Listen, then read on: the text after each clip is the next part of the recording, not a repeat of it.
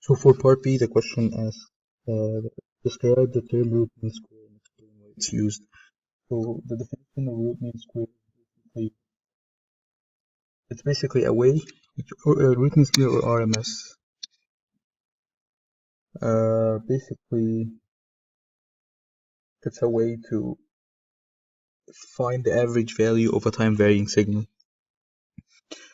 Instead of, especially when it comes to a signals that revolves or that oscillates around the zero average. So if you have a signal that is 23 sine omega t, if you take the average of it, adding all the values and dividing it,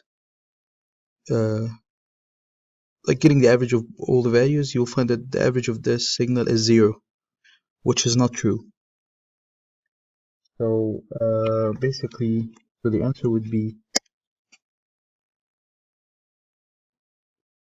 a way of finding the average of a time varying signal. So how do we find that? It says RMS, right? So square, then find the mean, then find the square root. So that's the method. You square, you find the root, the mean, and then the square root. But then for the purpose of this, what we do is what? First of all, why do we use it? As I told you, basically it allows us to find why. It allows us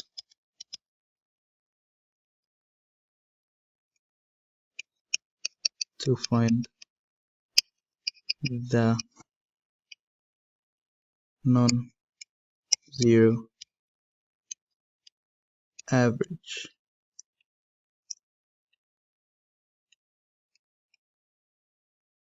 of a time varying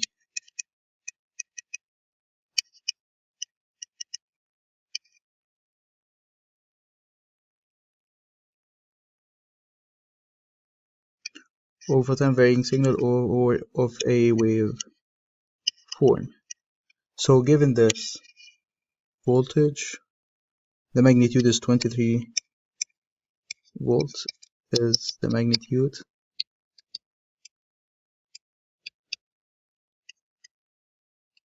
V, say like this. Then VRMS will be 23 over square root of 2, which is literally just divide by square root of 2. So the law is VRMS is equal to V over square root of 2, which is 16.26 voltage RMS. That's it.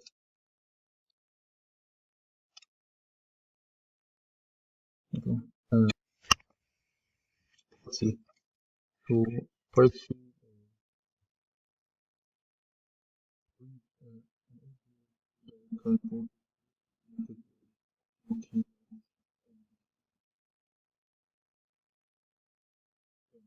to maintain volt with a, let's say, an 8 volt. This is a 1 kilo or 2 kilo ohm. Okay, so I have the tolerance of either plus or minus 2%, meaning that the resistor is not ideal. It can have a value of 2 kilo ohm plus or minus 2% of this nominal value. Okay, so it means that max R or R max is gonna be 2 plus 2% times 2, which is equal to, in that case,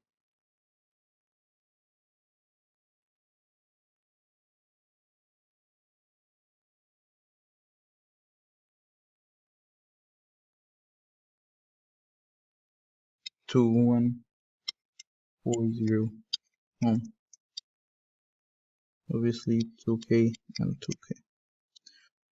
So okay, Rmin is then 2K minus 2% divided by 2K. So in that case, it's gonna be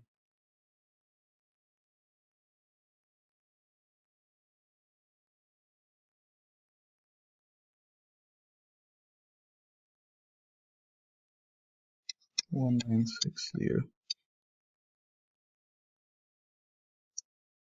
Sorry. Yeah.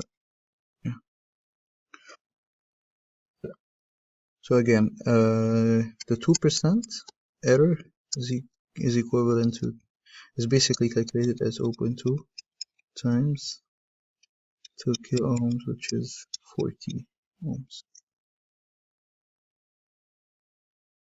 Basically. So that answers the first question. Part 2 is the voltage source had a material resistance of 100 ohms. Not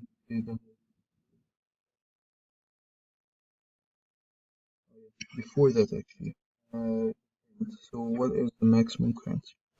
So I max, it's gonna be V over R min. So 8 over 0, which is in that case 4.08 MA, and I min is equal to V over R max, which is 8 over R max is found here, 2040, which is equal to 3.92 MA. Now part 2. If the voltage source has an internal resistance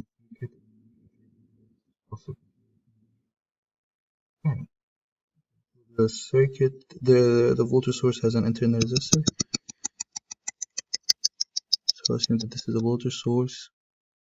It's just our normal voltage source with an internal resistance. But as the resistance here, it's 100 ohms, and the voltage here is what is it? It's 8, and we still have our kilo ohm load. Okay, now plus or minus 2%.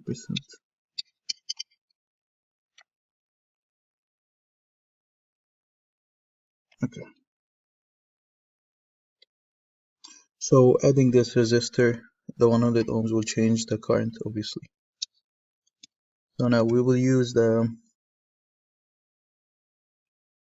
same Rmin and Rmax in the first question. But now Rmax, it's gonna be V over Rmax plus the internal resistance. So R, let's say internal. So sorry, Rmin, which is in that case 8 over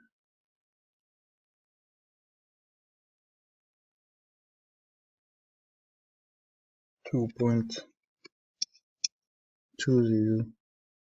2040 plus 100, which is in that case is equal to 3.8, sorry, actually 1960 plus 100.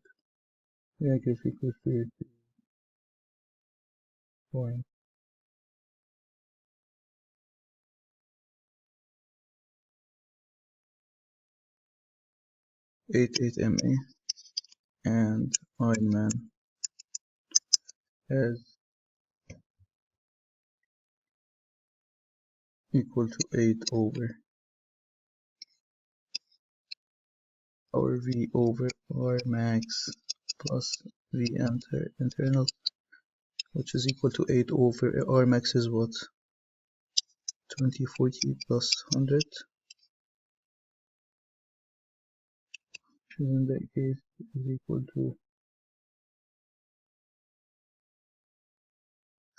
3.74 MA. Okay, Now, do you want to get the percentage? How the percentage of the A in the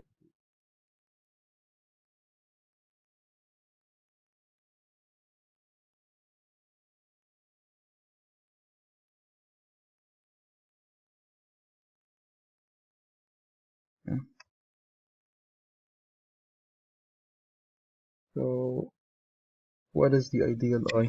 I ideal is basically 8 over 1 over 2k, which is equal to 0.004. This is V and this is I. Ideal. There.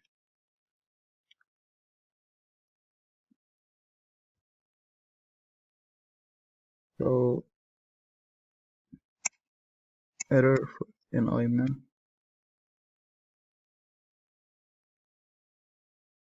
is equal to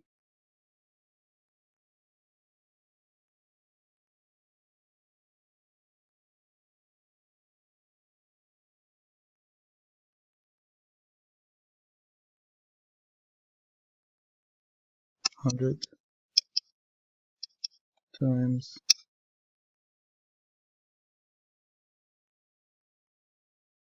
3 point, or is it, this is equal to 4 MA. So this is equal to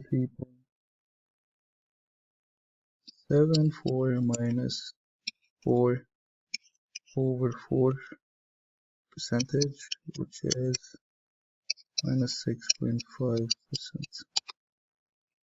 So for part D, the question asks if S like 10 omega t,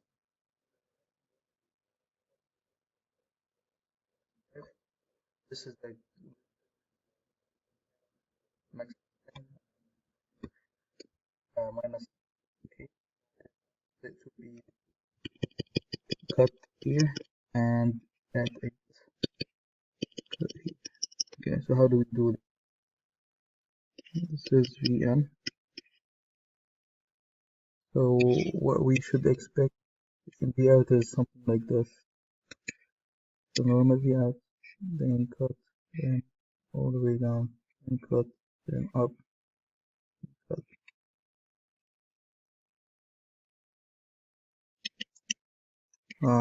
Then it. So okay, let's repeat it. So it's then you cut here, and then you go down, then you cut here, you go down, or clip. So this is 8, and this would be minus 5 volts. This is 8 volts. This should be V out. Okay, so in non-ideal diodes, there's always a voltage drop of 0.7 volt. So if we have the input as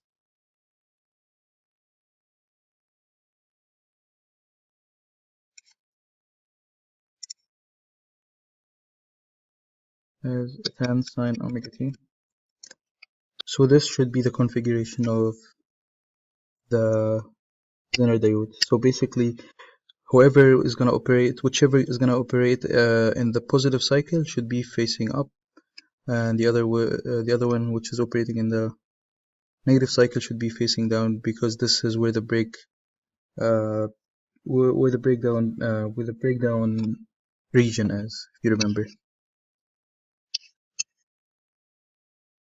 Actually, no, it's more like this. Yes. So, and this is Vzen. So Vzen in that case is 7.3. Add up to it 0.7, it will be 8. And the same goes for here. 4.3 add up 0.7, it will be 5, which is what we are looking for. So whenever there's a positive cycle, it goes that way, and then heads here. So this zener will allow only 8 volts.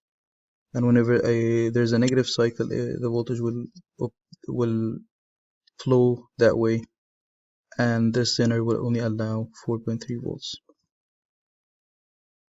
5 volts. That's it.